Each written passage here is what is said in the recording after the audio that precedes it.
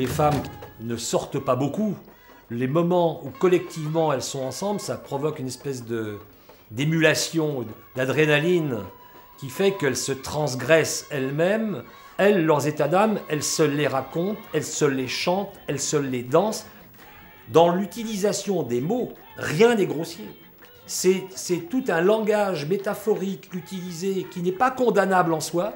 Si quelqu'un d'autre les entend et les surprend, il dit « comme j'ai mis mon pain au four ».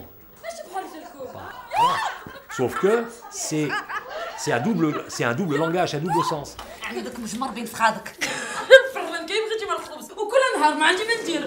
فرانك حامي بزاف وشي نهار غيحرق لك الخبز عندك يخرج كحل ومشوط هذاك النهار العاده اللي تاكلي.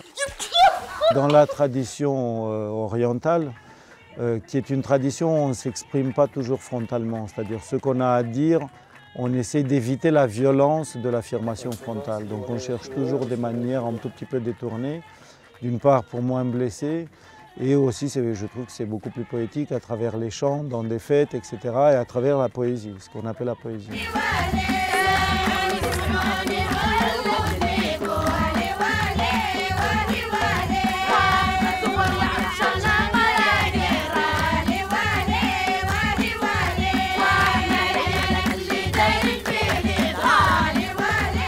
Donc souvent dans des villages ou dans des contrées, il y a ce qu'on appelle une poétesse qui chante pendant les fêtes ou qui improvise. C'est une sorte de rappeuse des temps anciens et elle était crainte parce que lors des fêtes, elle pouvait sortir toutes les vérités. Elle était au courant de tout, c'était une sorte de journaliste, si je peux dire.